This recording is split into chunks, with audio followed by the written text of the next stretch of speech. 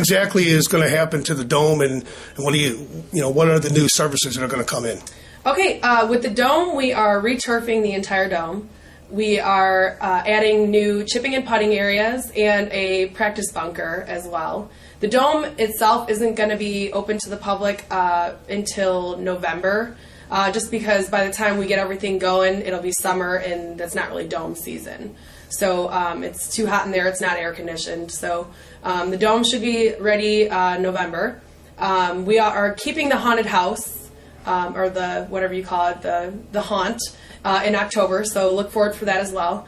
And the bar and restaurant, more importantly, we are going to be open April 28th should be our grand opening of this month. So I would look for us to be open then. We are redoing the entire entryway, including the bathrooms and everything, just to tie it in a little bit better, opening it up a little so when you walk in, it's more of an inviting atmosphere to come into the bar, have some drinks, have some dinner, so forth. How about the menu? Is the menu going to change? Menu's going to change. It's going to be pub-style food still. So it's, burgers, steak sandwiches, appetizers, salads, wraps, things of that sort. But we're going to do a little, a little bit more upscale menu than they had previously.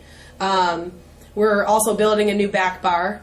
It's going to be all wood, mirrors, really nice, like pub-style back bar. There's going to be plenty of TVs. We're going to go 60-inch flat screens along the top of the bar, and then, some more TVs throughout the rest of the place, just to where, you can catch a game.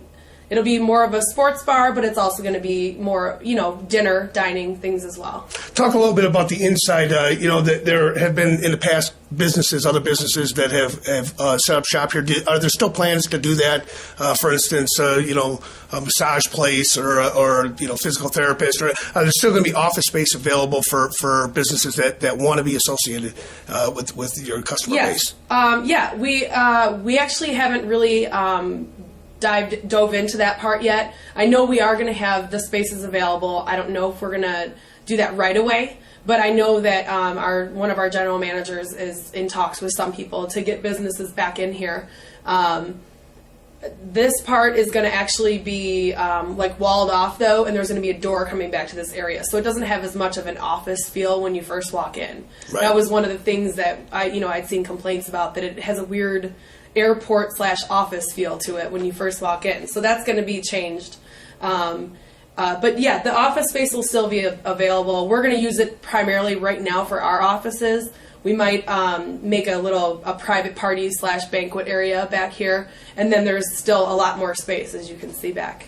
Golf is in particular, speaking a little bit towards just the golf and wintertime. Do you guys reach out to, for instance, the high school golf teams, the varsity golf teams that are out here? I mean, golf has become a big sport in the high school level.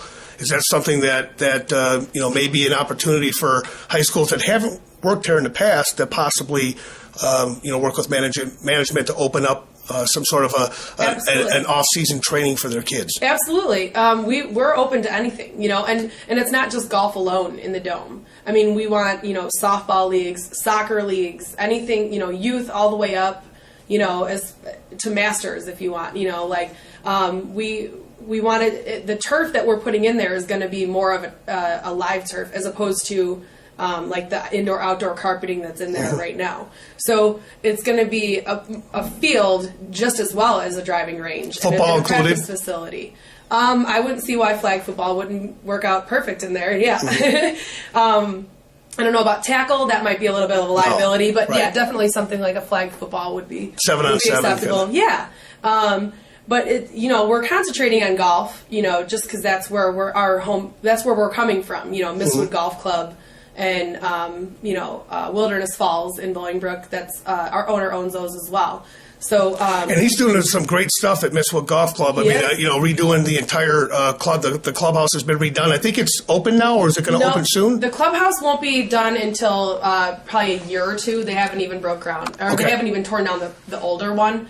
They are building a giant practice facility, though, which is actually in process of being built right now. They did do and this is in lot Romeoville, of coursework. Correct? Yeah, that's in Romeoville. They did do a lot of coursework. There's 19 sod wall bunkers. They redid the whole third green, the whole third hole.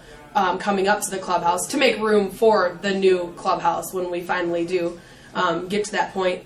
But yeah, there's a lot of improvements. A lot of drainage issues got corrected. Yeah, it was a huge renovation. We're looking to open June 1st of this year. June 1st. And Wilderness Falls is a batting cage, if I'm not mistaken, and a set of batting cages and putt-putt golf. Mini golf, yeah. Mini golf. And then there's arcades and stuff. And arcades as well. right on the inside for the kids. That's more like, like kids, like parties, birthday parties, things like that, yeah. Over by Clow Airport? Yeah. For readers at home? I think, yes.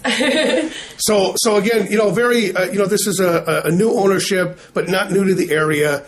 Obviously owning Mistwood, owning Wilderness Falls, and now picking up the Dome. Obviously, he sees a great business opportunity here in Bolingbrook. Absolutely. Bolingbrook's a great community. I mean, we're trying to reach out to and give them more of an opportunity to have more things to do in their own town. There's a lot of things to do, but we don't want you to have to drive to other communities to do it. You might as well just do it in your own hometown, and what better than a sports facility for that to happen? And if we attach a nice bar and restaurant to it, that's going to, make more of a draw to stay in town and keep the revenue in Bolingbrook. Well, and would you agree that youth sports has become a 365-day-a-year thing for parents? I mean, training year-round in these facilities, there's quite a few that have popped up, the Bo Jackson Sports Dome in Lockport, the Bull Sox Academy down the street here in Lisle. So do you see fitting into that group somehow, because it's kind of it's in between these two destinations, and there seems to be a market for it. Absolutely. There's such a high demand for, even like you said, off-season sports. You want the youth to get as much as they can. There's scholarships out there. It's very competitive. It's a lot more competitive than it used to be. Especially golf is becoming a lot more popular than it was in the past. Before they were handing out golf scholarships. Now there's actually a competition for them. So I think, it would be awesome to reach out to the youth to get everyone in here, working on their game in the off season. And there's, in Chicago weather, you can't do it outside, so you got to come to an indoor facility. And I think ours is going to be definitely competing with the best in the Chicagoland area. Well, hey, thanks for taking time with us today and our readers, and we wish you the best of luck, and hurry up and get this place back open. Oh, we're trying. April 28th. April 28th. We're going to hold you to it. Thank you. All right. Thanks.